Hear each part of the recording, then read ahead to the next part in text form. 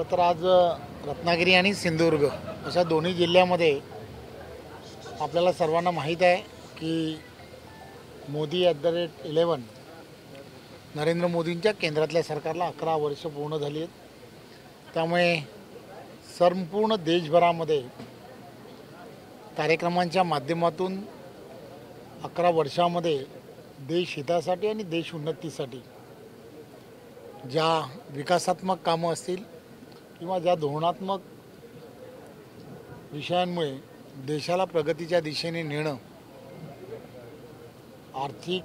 अर्थव्यवस्था जी ज्याला आपण म्हणतो ती सुद्धा 4थ्या स्थानावरती आणण्याचं काम नरेंद्र मोदींच्या नेतृत्वातल्या सरकारने केलं आहे। लवकरच ती 3ऱ्याही स्थानावरती जाणार आहे। त्यामुळे या सगळ्या गोष्टी ज्या आहेत त्या अत्यंत महत्त्वाच्या आहेत। सामान्य जनतेपर्यंत पोहोचवणं हे भारतीय जनता पार्टीची संघटना म्हणून तुम्ही आणि आम्ही सर्वांनी करणं हे अत्यंत गरजेचं आहे।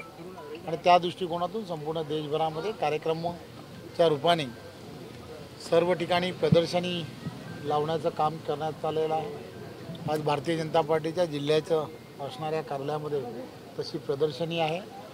आणि आज या ठिकाणी मयेकर कुटुंबियांनी एक नवीन व्यवसायामध्ये सुरुवात केलेली आहे। त्यांनी एक हॉटेलचं इथे उद्घाटन केलं। त्यामुळे अशा 2-3 विषय घेऊन खरं तर आज रत्नागिरी आणि सिंधुदुर्गमध्ये आज भेट दिलेली आहे। येणाऱ्या स्थानिक स्वराज्य संस्था ज्या आहेत त्यांच्या निवडणुका ज्या आहेत त्या निवडणुका लवकरच येणार आहेत।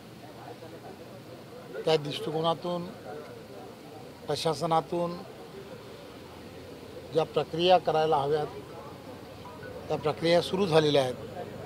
त्यामुळे ऑक्टोबर-नोव्हेंबरपर्यंत कदाचित निवडणुका येण्याची शक्यता आहे। त्यामुळे भारतीय जनता पार्टी म्हणून संघटनात्मकदृष्ट्या संघटन पर्व सुरू आहे। संघटन पर्व म्हणून आम्ही सर्वजण भारतीय जनता पार्टीची संघटना अधिक मजबूत व्हावी या दृष्टिकोनातून आमचा सर्वांचा प्रयत्न आहे।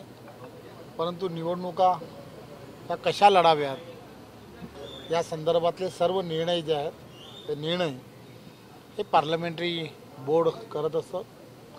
त्यामुळे पार्लमेंटरी बोर्ड ज्या दिशेने जाण्यासाठी सांगेल त्या दिशेने येणाऱ्या काळातल्या निवडणुका या होतील। आणि त्यामुळे तयारी करायला हवी। ती तयारी जोरात भारतीय जनता पार्टी करते। सर, रायगडमध्ये महायुतीतला जो संघर्ष आहे विशेषतः शिवसेना आणि राष्ट्रवादीमधला तो समोर आलेला आहे। राष्ट्रवादीने भरत गोगावले यांचे 2 व्हिडिओ पोस्ट करत पालकमंत्री पदासाठी गोगावलेंनी अघोरी पूजा केल्याचा आरोप केलेला आहे। मांत्रिकासोबतचे व्हिडिओ त्यांनी पोस्ट केलेले आहेत। खरं तर मी ते पाहिलेले नाहीत किंवा मला त्याची कल्पना नाही। भारतीय जनता पार्टी म्हणून संघटनात्मकदृष्ट्या माझ्याकडे जी जबाबदारी आहे की भारतीय जनता पार्टीची संघटना ही गाव पातळीवरती पोचवावी त्या दृष्टिकोनातून माझा नेहमीच प्रयत्न असतो। त्या दृष्टिकोनातून मी काम करण्याचा प्रयत्न करतो। धन्यवाद।